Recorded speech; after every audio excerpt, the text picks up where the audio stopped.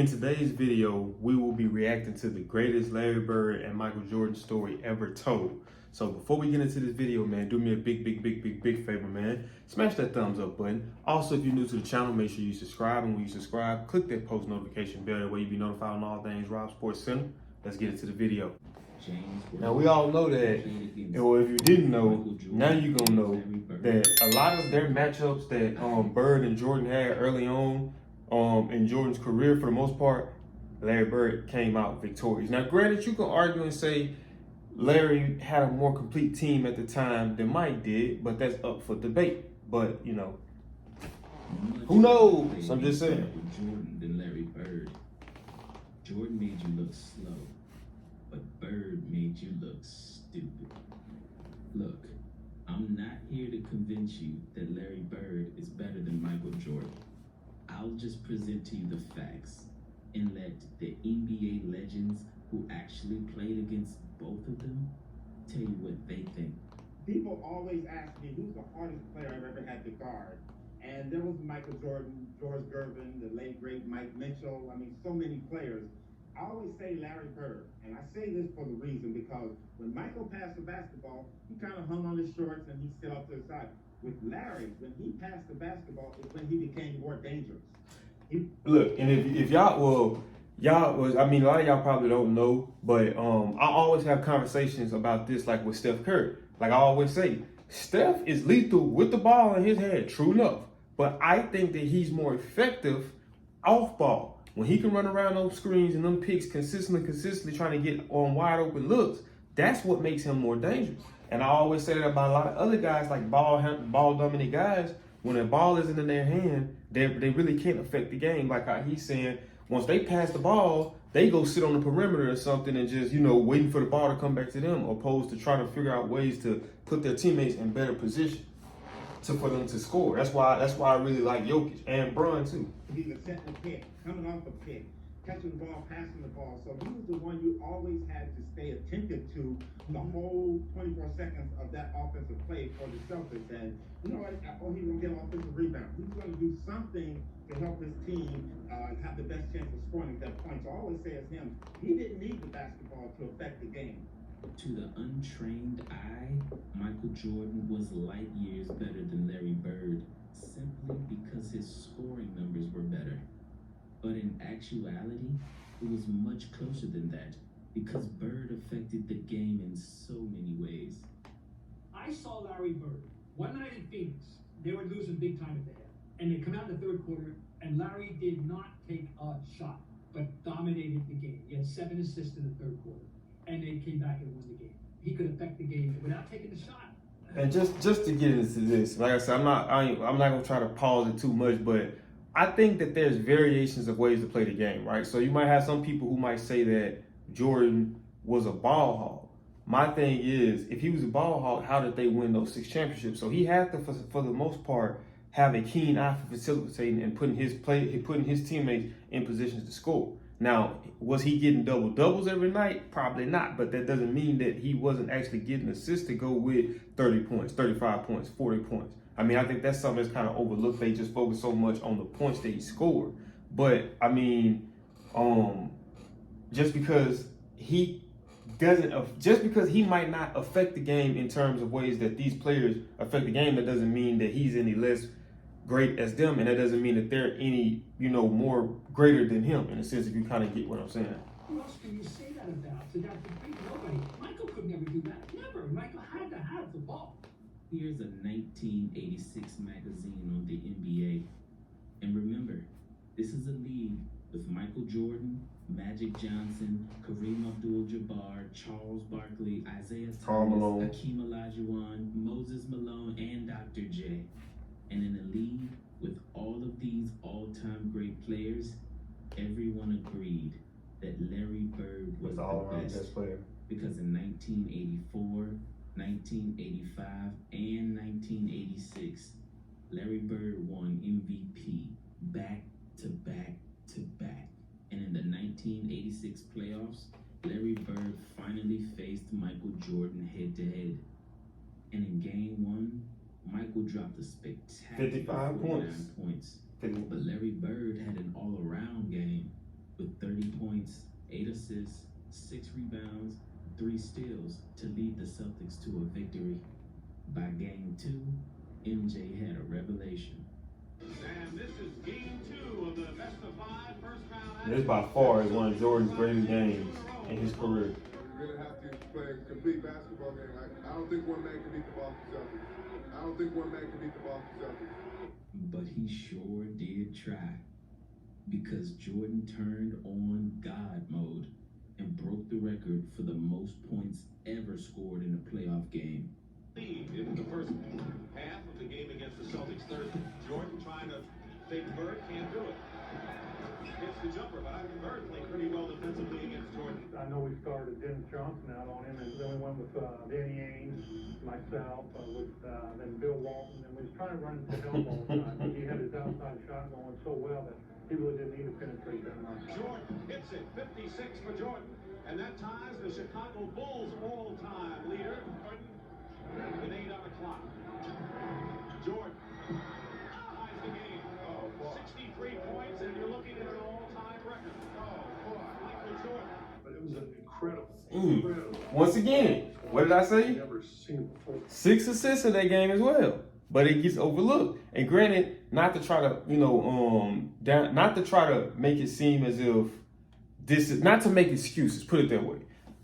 If you look at that team at the time, I don't think they was coached by Phil Jackson at the moment. They didn't have Scottie Pippen. They didn't have Dennis Rodman. They didn't have a lot of those guys that played impactful roles in those 6 championships. That was Mike just coming into the league, and I'm pretty sure going to one of the worst teams in the NBA at that particular moment. You know what I mean? So it's like there was steps to like Giannis Antetokounmpo said in that post-game interview this past playoffs when he got eliminated. It's steps to success. So I'm not gonna get there immediately, but we're gonna build up slowly year by year, and by the time 1990 come, we will be NBA Finals. We will be NBA Finals champions. And I had never seen it after. That wasn't Michael Jordan. That was God in disguise as Michael Jordan. But Larry Bird left with the most important statistic of all, the W. Right. So all that really don't mean nothing if you didn't come out victorious.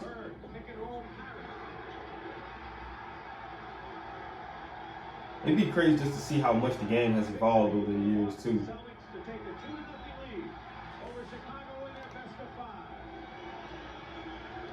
Michael Jordan didn't beat Larry Bird. You showed Michael Jordan going between his legs one time in the highlights, against Larry Bird. And that was the game he got 63. That's when he dropped 63 on Bird. Yes. But if memory serves me correct, they got swept. No, not lost. They got swept. Okay. Even though he dropped 63, we stepped on in his ass, did we not? I rest my case. See, we already know that a lot of that, if you look at the little smart grin Isaiah Thomas had on his face, we already know that comes from a personal beef he got with Michael. But it's facts though, he ain't lying. Larry faced MJ in the playoffs. It happened again. Larry Bird against Banks. Brooksy Ryan Perry screen, drives it down the lane and lays it in with the right hand. Michael Jordan with 30 points in this game, so he was 30 or better in all 3 playoff games. Bird's got 31 in the game and 14 in the fourth quarter. Bullseye. Boston has kept it in good hands in the fourth quarter. It's been Bird, and that's about it. Final score. Was that a scratch on Bird back? The Boston Celtics sweep the Bulls out 105 to 94. Too much Celtic talent, too much Celtic experience for a Bulls team lacking in both areas. Yeah. Yes, Larry Bird in back-to-back years swept Michael Jordan in the playoffs. Oh, see, I didn't know that they played back-to-back years. Michael Jordan is the greatest of all time, but Michael Jordan never beat Larry Bird. Then what does that make Larry Bird? Now, to be fair, at that point, Michael Jordan didn't have his best teammate ever. I already said that. When Scottie Pippen arrived, the battles were closer and more intense. And later in the video, I'll let you see exactly what happened when Larry Bird faced a prime Michael Jordan and Scottie Pippen. But see, like I said, I'm not going to be biased on anything when it comes to sports debates on this channel, regardless of my personal opinion. So, Just like how I said when Bird and them beat Jordan at the time that he was beating them, Jordan didn't have Scottie, Jordan didn't have Phil, Jordan didn't have this, right? So listen to what he just said. When Larry Bird went up against a prime Michael Jordan and Scottie Pippen, at that point, Bird was pretty much out the NBA. Physically, his body just couldn't hold up and do the stuff that he once could do. So it's like they never met up when he was at his prime as far as him and his team as an overall success collectively, and when Bird was at his prime with his team with an overall success collectively. You had Bird when he beat Jordan. It was early on in Jordan's career when he didn't have the infrastructure around him. But then when you look at them finally getting the infrastructure and he beat Bird, at that point, Bird wasn't who Bird was physically. So something so miraculously impressive. No other man in the history of basketball can say they've done it. But after Bird swept Jordan back-to-back years in the playoffs, that's 8-0. Very next year in 1988, Michael Jordan had statistically the best season ever, where he won the scoring title at 35 points per game, the steals title, the MVP, the defensive player of the year, the All-Star Game MVP, and the dunk contest. I'm about to go react to that season. Bird 4 times that year, and this is how it went. Game 1, tough battle, Bird wins. Game 2, MJ has a historic 50-point game. And 9 assists. Game 3, Larry's revenge. After that previous loss, I'm sure Larry Bird had that rematch circled on his calendar, because he ended up with 33, 8, and 7, and blew MJ out by 30 points. Game 4, MJ had an impressive performance with 39 points and 8 assists, but Larry Legend had 44 points and 10 rebounds, but most importantly, a win versus Michael Jordan in his statistically best season ever. And though Michael Jordan didn't face Bird again that year in the playoffs, Jordan did face Isaiah Thomas and the Detroit Pistons. And I'll let Isaiah Thomas tell you exactly how he recalls that year and the rest of the 80s. I already know it's going to be a lot of hating going on in this right here. I can already tell. He was the MVP of the league and the defensive player of the year. I believe that was in '88. Yes. We beat them 4-1. I'm gonna say that again. 4-1. They won one game. And he never beat Larry Bird. He never beat Magic and Kareem. He never won. And all I'm saying is in the 80s, what I remember in the 80s, it was Philadelphia with Dr. J, Magic, Kareem, Bird, Michael Jordan. He was a non-factor. A non-factor. Is this your GOAT? But after Isaiah Thomas swept MJ, he did go on to beat Larry Bird in 6 games. And many people touted the Detroit defense for holding Larry Bird to under 20 points per game. But what many don't include in that story is that Larry Bird was noticeably injured with painful bone spurs in both feet. So only because of injuries, for the first time in 5 seasons, Larry Bird would not make the NBA Finals. Starting the following year, Larry Bird had season-ending surgery on both feet after playing on. It's like, bro, every time, the more videos I react to from about Larry Bird, I just gain more and more respect because I have a respect for the connoisseurs of the game. And Bird was that. And just hearing how Bird affected the league from the time he touched down is phenomenal, man. Like, and then if you look at how many injuries he played throughout his career, that's the true definition of a warrior. So, you know, like the equivalent, like you got some boxers that would rather die in the ring than have the ref stop the fight. Like that's Bird. He's the equivalent to that, just the NBA version, basketball version of it. In 6 games, but sadly, it only got worse because that following offseason, Larry Bird broke his back. and was never the same again. But even as Larry Bird's entire body betrayed him, for some reason, he always played well against Michael Jordan. Almost like he had a personal vendetta against Jordan. And I think I know why. When Michael Jordan was in college, he actually played an exhibition game against Larry Bird. Jordan and a bunch of college players Oh, yeah, they went up. Yeah, I remember that. preparing for the I remember 1984 that. Olympics faced Larry Bird and a bunch of NBA stars. The goal was to I think tie Magic the on that college team teams too, up huh? before they headed to the Olympics. So during pregame warm-ups, when Jordan chased the loose ball to the other end of the court, Larry Bird picked the ball up. But instead of handing it to Jordan, Bird kicked the ball over Jordan's head to the opposite end of the court. And I guess you could say Michael Jordan took that personally. Now look at my really. Oh, so that's how you're gonna play. You're gonna do this? Okay, fine. That's all I needed. That's all I needed for him to do that. And then it became personal. And for you guys that may not know, that scene wasn't about Larry Bird, but I like how he chopped it down and put it in there to make it seem as if it was about Larry, but that wasn't about Larry Bird. I think it might have been about George Karl. That game, a young Michael Jordan actually carried a team full of college players past a prime Larry Bird and a bunch of NBA players. Michael Jordan won the battle, but Larry Bird won the war. I think Larry Bird took that loss personally because Jordan never really got the best of Larry Bird ever again.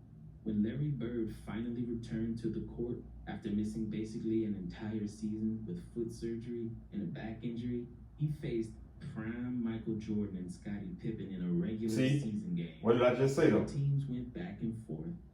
Bagley against Paxson, 10 on the shot clock. Jordan on Bird. Quick feed into Jim Paxson for the layup. Bird been gone for a whole year at this point.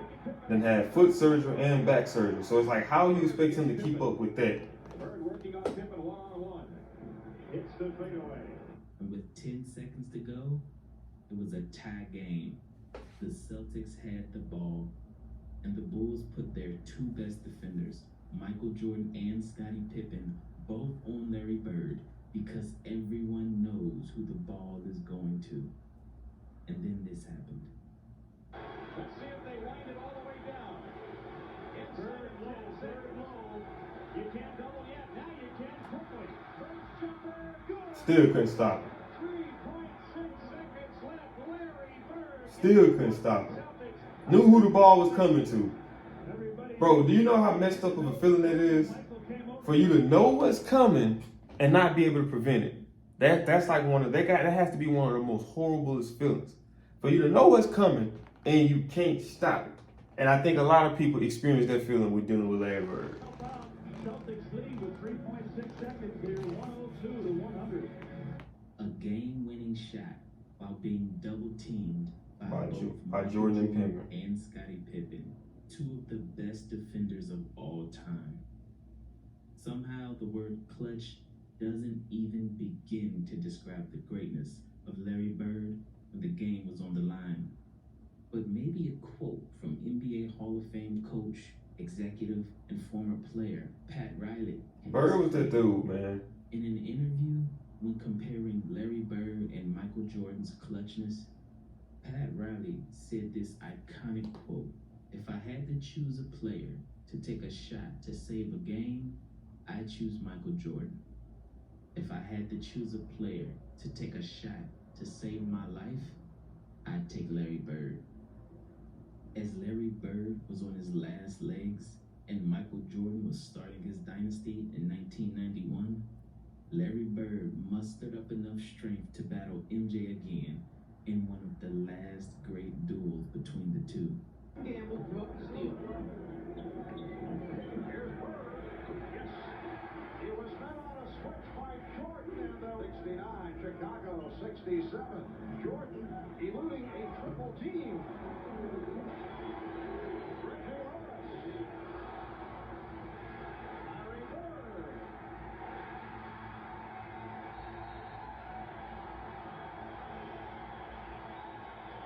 This battle between two all-time greats came down to the wire.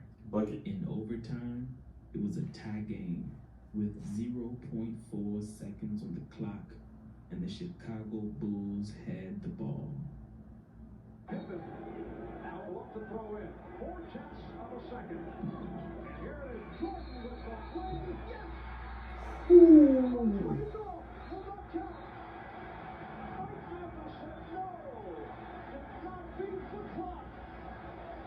Ooh, he almost had it. After Jordan's possible game winner was waved off, Larry Bird on You seen Jordan? in double overtime did this. Jordan. It's great to hear all these coaches talk about they're really concerned as Bird gets a little fadeaway. They're really concerned about the minutes building up. They want to be fresh going into the playoffs until the good Time number 2. Bird. Yes. Larry Bird hitting it out to go. In the second overtime.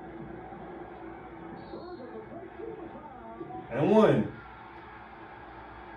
And one. 45 to go in the second overtime. Bird fires. Yes. Look at whenever Bird shoot. He shoot it. It's with. The crowd He shoot it with the uttermost confidence. of the greatest player of all. He don't hesitate. He don't pump fake. This guy's too much. And the tap of Larry.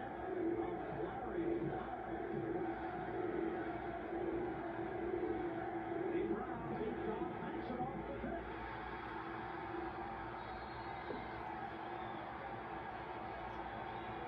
The second overtime, and that will do it.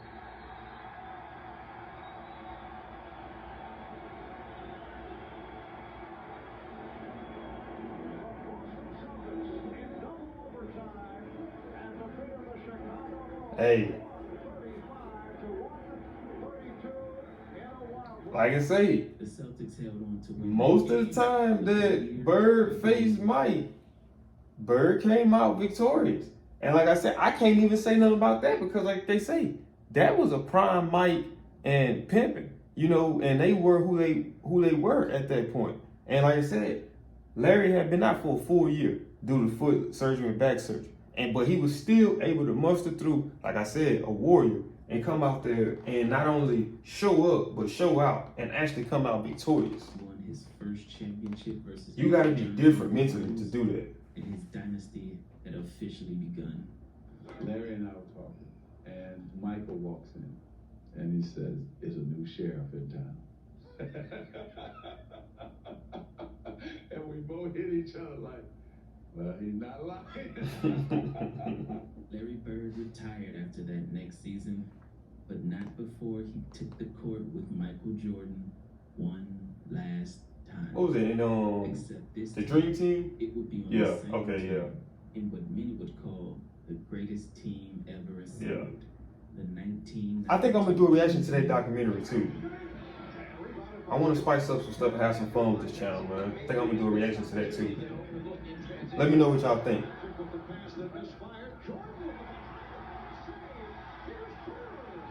That was nice. You just knew that Larry Bird was not going to miss that shot after the great save by Michael Jordan. Larry, I hate that you retired. Thank goodness. I'm glad. I'm tired of seeing your face. Well, a lot of sad memories to me, but I wish you all luck. And I think you had a very wonderful career, even though you probably ruined a lot of my successful games against the Boston Celtics. And I'll see you somewhere along the road, somewhere playing golf.